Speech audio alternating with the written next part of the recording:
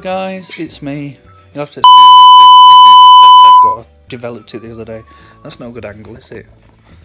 I developed it the other day and it's really sore. Anyway, I really wanted to talk about the Ataxia thing. I don't know if you know, but I've started work. I'm a receptionist in a leisure centre. I'm only as and when required, so I don't work full time or anything like that. But one of my jobs on the desk is to put bands on people so that we know when they're due out the pool. So different coloured bands get called out at different times. Anyway, I find it with the Ataxia really difficult to put the bands on people's arms, and we're kind of supposed to put them on before they enter the pool, and I was really struggling because the more I concentrate and try and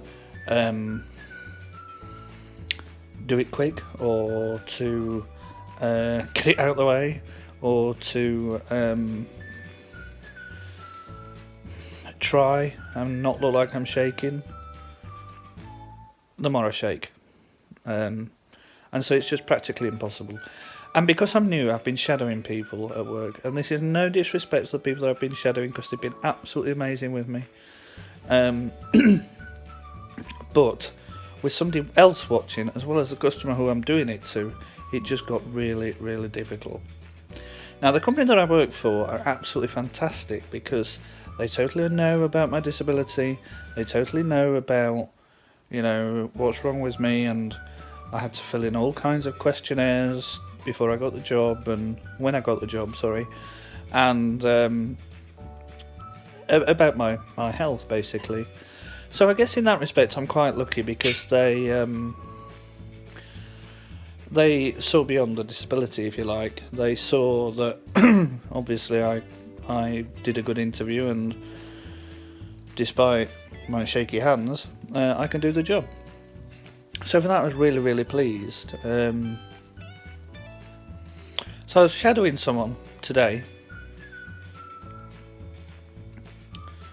So for that I was really pleased. So I was shadowing someone today, and it became quite obvious that I was struggling a little bit to get the bands on people. And it's not just that, it's you can cope with kids when they say things like, "He's shaking," or "You've got really shaky hands," or "Why are you shaking?"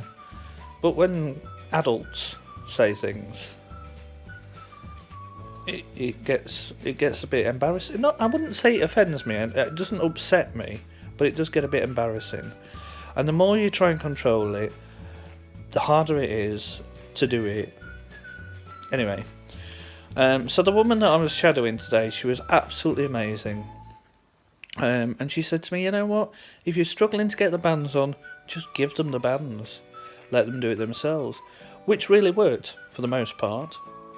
Then you get the odd customer that says, "Oh, I'm no good at putting these on. Can you put these bands on for me?" And you're like, God's sake, I don't know if I can. And what you're supposed to say in instances like that, when you've got really shaky hands, am I supposed to wear a badge that says I'm disabled? I can't put a band on your arm. There's another woman, lady. I don't know the names of all the people. So if you are from work and you see this video, I do apologise. But there's another lady that works there, and she suffers with back problems, and she can't bend over to put the bands on people's arms. So she too gives them the bands to put on. I do need to talk to her to ask her what she says when she gets comments about putting the bands on people, because she must say something. And it's really difficult when you're first in a job and you don't know whether you don't know what to say to customers when they say to you, "I'm really bad at putting these bands on, can you do it for me?" I mean, do you kind of go, "Yeah, of course I will," or do you go, "I'm sorry, but I have a very bad disability, which means that my hands shake, which means that I struggle to put the bands on, which means that you'll have to do it yourself." Or do you say something like, I'm sorry, do you just keep it short and sweet? So you say something like, I'm sorry, I have a disability, can't put the band on for you. I can get my colleague to do it, who are also tied up because there's a huge queue. Or, I'm sorry, I have a disability, my hands shake really badly, I can't put the band on for you. If you can manage to do it yourself, I don't know. There are endless possibilities. So, I really want, and I'm going to try and get this video up either tonight, because it's Saturday night now, or tomorrow, because I think it's really important that people see that people with ataxia who are working struggle when they're working with the public, or they're doing something that involves their hands with the public.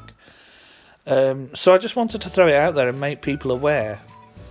Can I just say as well that I also go to a Slimming World group on once a week, and when I first started there, it was great. You know, people. I mean, my disability doesn't really. The thing is, with ataxia, the more stressed, nervous, concerned, worried, anxious you get, the worse it gets. And so, when you're trying not to be stressed, anxious, worried, stressed, whatever, you're trying to control it, which makes it even worse. It's just it's just an endless worry. I mean, the people at work that I work with are absolutely fantastic. They really are. Anyway, so when I joined the Slimming World group, we used to have tasters, which are like tasting sessions. People cook things and you take them in, and you try different foods for Slimming World, which is really great because it means that you think, well, I'll try this. I wouldn't make it myself, but I'll give it a go. And actually, if you like it, you think, I'll eat that. Anyway, the tasters were great until I discovered that every Slimming World group that you have a taster for, and this is no disrespect to our leader because every group does it, provides paper plates. Paper plates for people with ataxia, big no-no. And especially when you're trying to get food with one hand and hold a paper plate in the other. The paper plate just goes absolutely everywhere. And it became apparent at my first taster at the Slimming World that I had problems either with handling and getting the food off the table, you know, using spoons, knives, forks, tongs, whatever, and also getting the food on my plate, and the food was going everywhere, all over.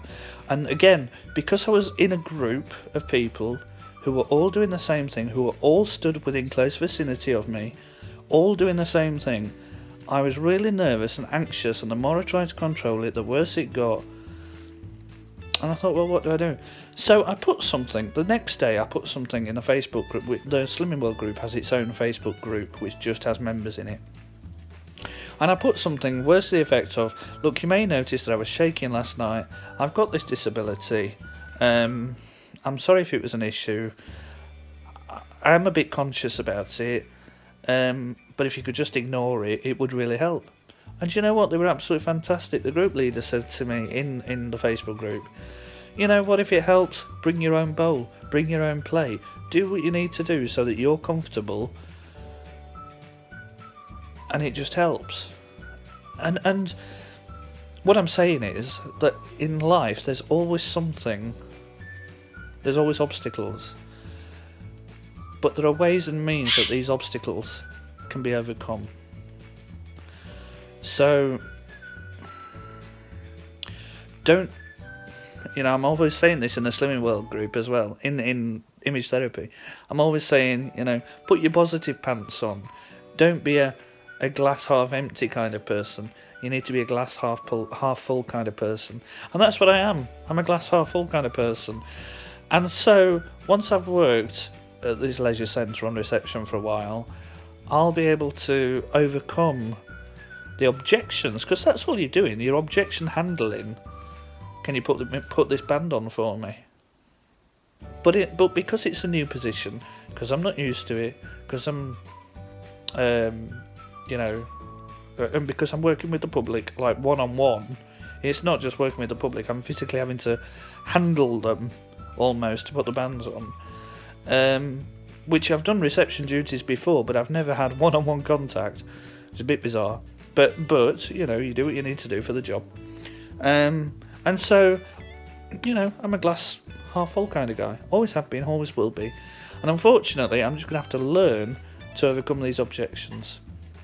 So, this is vlog number 2 on living with ataxia, and I'm going to do more.